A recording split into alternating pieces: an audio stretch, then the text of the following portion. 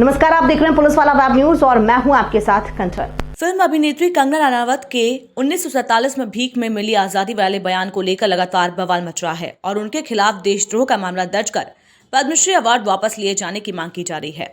जिला कांग्रेस कमेटी बालाघाट द्वारा कोतवाली में तो महिला कांग्रेस कमेटी द्वारा पुलिस कप्तान को अभिनेत्री कंगना पर एफआईआर दर्ज करने व पद्मश्री अवार्ड वापस लिए जाने के लिए ज्ञापन दिया गया है। कांग्रेसियों ने कहा है कि कंगना रनावत द्वारा देश के वीर जवानों, शहीदों और स्वतंत्रता सेनानियों का अपमान किया है, जिन्होंने अपना बलिदान देकर देश को आजादी दिलाई है। ये उनका भी अपमान है।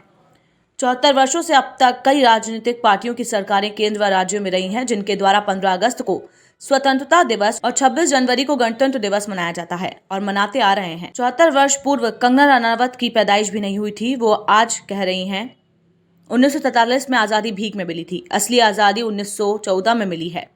कंगना के ये कथन उन सभी वीर शहीदों और स्वतंत्रता सेनानियों का अपमान है, जिन्होंने देश की आजादी के लिए अपना सर्वस्व न्यौछावर कर दिया। कंगना के इस कथन से देश अपमानित हुआ है। उनका ये कथन देशद्रोह की श्रेणी में आता है, इसलिए उन पर देशद्रोह के तहत अपराध दर्ज होने चाहिए और पद्मश्री अवार्ड वापस लिया जाना चाहिए।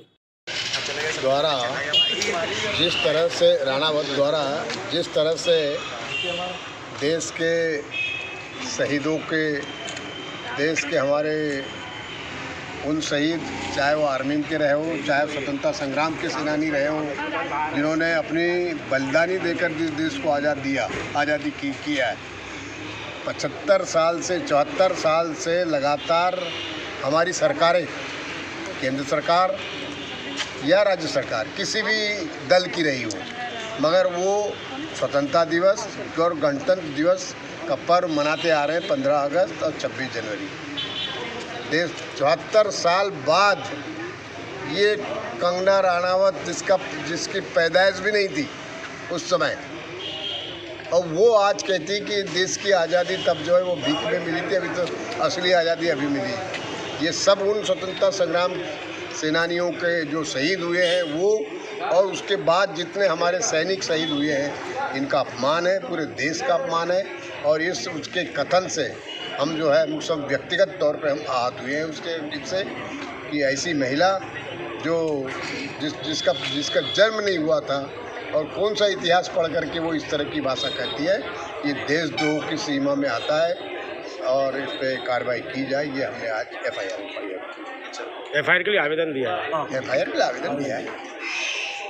ज्ञापन देने आए थे, क्या मांग कर? आज हमारी ये मांग थी, ऑल इंडिया महिला कांग्रेस की हमारी जो राष्ट्रीय अध्यक्ष नीता डिसूजा के निर्देशानुसार पूरे भारत की महिला कांग्रेस की बहनें जो पद्मश्री अवार्ड कंगना रनावत है, जिन्होंने उल जुलूल बयान दिया पद्मश्री अवार्ड मिलने के बाद, जो सरासर निकृष्ट बयान है कि 2014 के बाद हमें आज़ादी मिली।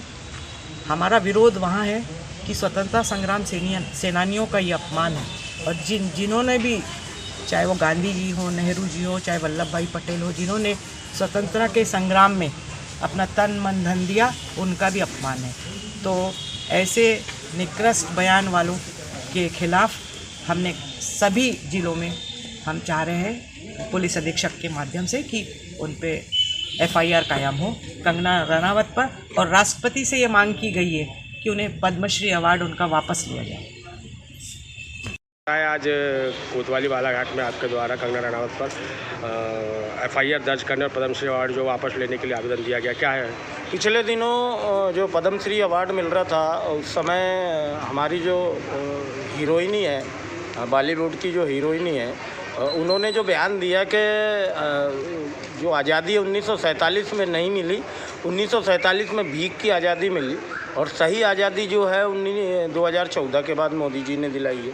तो मैं इनसे ये पूछना चाह रहा हूँ कि आज जैसे बाल दिवस है, चाचा नेहरू जो हमारे भारत के प्रथम प्रधानमंत्री थे, तो आज बच्चों को बाल दिवस में ये क्या सीख देंगे हम लोग?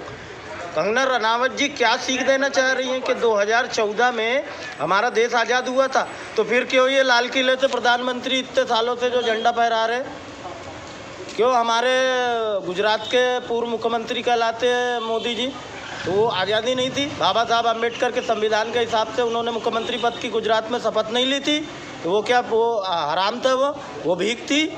जो आज ये हमारे देश का जो संविधान है उसको पलटते हुए ये बता रही कि आज़ादी 2014 में मिली। ये सिर्फ पद्मश्री लेने के लिए ये इन्होंने जो चापलूसी की है। और हमारी आज जिला कांग्रेस कमेटी के अध्यक्ष विश्वेश्वर भगत जी और तमाम कांग्रेसियों ने आके थाना कोतवाली बालाघाट में हमने ये मांग की है कि कंगना रनावत पर अपराध कायम किया जाए देशद्रोह का। और दूसरी चीज़, जो उसको पद्मश्री अवार्ड मिला है वो तत्काल अवार्ड उसको वापस हमारे भारत सरकार के जो प्रधानमंत्री, मैं तो उन्हीं को कहूँगा प्रधानमंत्री नरेंद्र मोदी जी, उससे वो अवार्ड वापस ले और उस पर अपराध कायम करे और तत्काल उसको गिरफ्तार किया जाए, क्योंकि ये हमारे देश के भविष्य का सवाल है। हमारे बच्चों को हम क्या सीख देंगे? आज भी हम बच्चों को 26 जनवरी 15 अगस्त को बताते हैं कि बेटा कि हमारे ये वीर सपूत है, इन्होंने हमारे देश को आज़ादी दिलाई। हमारे चौक चौराहों पे महापुरुषों की प्रतिमा लगी हुई है। हम क्या बताएंगे कि नरेंद्र मोदी ने देश को आज़ाद कराया था?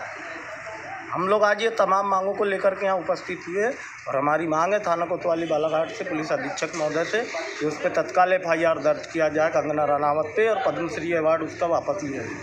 पराकाष्ठा किसको बोला जाता है ये कंगना रनावत से पूछा जाए।